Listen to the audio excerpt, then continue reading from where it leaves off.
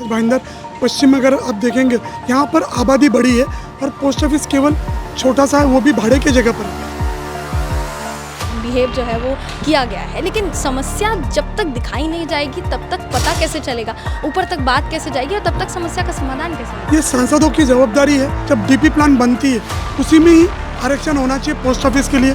इस दायरे में वाइन्स और ये जो शॉप्स हैं, क्या ये लीगल है? इसके आजू बाजू में बिल्कुल शराब की दुकानें या बियर बार नहीं होना चाहिए 100 मीटर के दायरे में।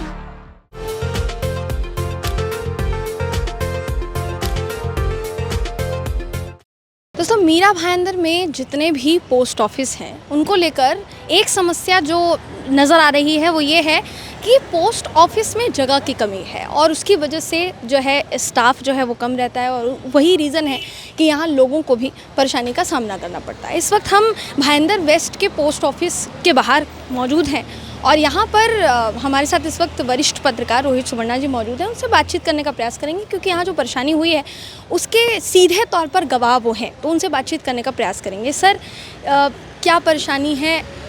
ज़ाहिर तौर पर देखिए लाइंस जो है वो बड़ी लगती है और जगह की कमी जो है वो साफ नज़र आती है।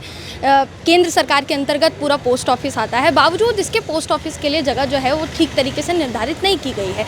इसकी भी बात करेंगे तो इसको भी यही कहा जा रहा है कि भाड़े के बिल्डिंग जो है उसी के ऊपर ये जो पोस्ट ऑफिस है ये बनाया गया है। क्या कहना चाहिए? देखिए, मीरा भाईंदर में विशेष करके भाईंदर पश्चिम में 40-50 साल के पहले यहाँ पर आबादी कम थी, तब पोस्ट ऑफिस भी भाड़े की जगह पर ठीक है, लेकिन आज ऐसा नहीं है। आज भाईंदर पश्चिम में अगर आप देखेंगे स्टेशन से लेकर मैक्सेस मॉल तक का जो परिसर है 150 फीट तक, यहाँ पर आबादी बड़ी है और पोस्ट ऑफिस केवल छोटा सा है, वो भी भाड़े की जगह पर है। यहाँ पर ये सांसदों की जवाबदारी है कि मीरा भाईंदर महानगर पालिका की जब डीपी प्लान बनती है उसी में ही आरक्षण होना चाहिए पोस्ट ऑफिस के लिए। पोस्ट ऑफिस में काम करने वाले कर्मचारियों के लिए पोस्ट एंड टेलीग्राफ का कॉलोनी होना चाहिए। पुलिस स्टेशन है तो पुलिस की सिविल लाइन होनी चाहिए। रेलवे है तो रेलवे के स्टाफ के लिए क्वार्टर्स होना चाहिए। ये मीरा भाईंदर महापालिका की और जो यहाँ के विधायक हैं जो यहाँ के सांसद हैं, ये उन लोगों की जिम्मेदारी है कि यहाँ के नागरिकों को ये सब सुविधाएं, मूलभूत सुविधाएं उपलब्ध करा के देवे। मीरा भाईंदर शहर का आबादी बढ़ते जा रहा है और आज भी यहाँ पर मैं एक सादा सा लेटर पोस्ट ऑफिस में स्पीड पोस्ट भी करने को आता हूँ तो यहाँ पर कम से कम 1 घंटा लाइन में चला जाता है, कम से कम 1 घंटा। और यहाँ पर देखिए सबसे ज़्यादातर लोग पोस्ट ऑफिस में सेविंग भी करना अच्छा और गारंटी समझते हैं, क्योंकि आज के तक में विजय मल्ल्या, गौतम अदानी, ये जो बड़े बड़े व्यापारी जिस तरह से नेशनलाइज बैंक को लूट कर चले गए या जिस तरह से मल्टी स्टेट कोऑपरेटिव बैंक और कोऑपरेटिव बैंकों में जो स्कैम हो रहा है उसको देखकर पब्लिक में एक बहुत बड़ा विश्वास है भारतीय पोस्ट और डाक के ऊपर। और भारतीय पोस्ट और डाक एक ईमानदार विभाग है आज भी, इसीलिए लोग यहाँ पर भी पैसा अपना सुरक्षित समझकर जमा करने को आते हैं। पर वो कंजस्टेड इतना है कि काउंटर में अगर 4 लोग खड़े तो 5वां व्यक्ति को काउंटर के बाहर ही खड़ा रहना पड़ता। ये मेरा खुद का अनुभव पिछले 10-12 साल से मैं देख रहा हूँ ये पोस्ट ऑफिस की क्या हाल है। वैसे तो मैं इस पोस्ट ऑफिस में पिछले 40-45 साल से भाईंदर का नागरिक हूँ, इसीलिए यहाँ पर मेरा निवेदन है सरकार से भी और यहाँ के स्थानिक आमदारों से भी, यहाँ के विधायक और यहाँ के सांसदों से, यहाँ के प्रशासन से, क्योंकि मीरा भाईंदर महानगर पालिका को अनेक बिल्डरों ने, विकसकों ने एम्यूनिटी स्पेस के तौर पर जगह मुफ्त में दिया हुआ है।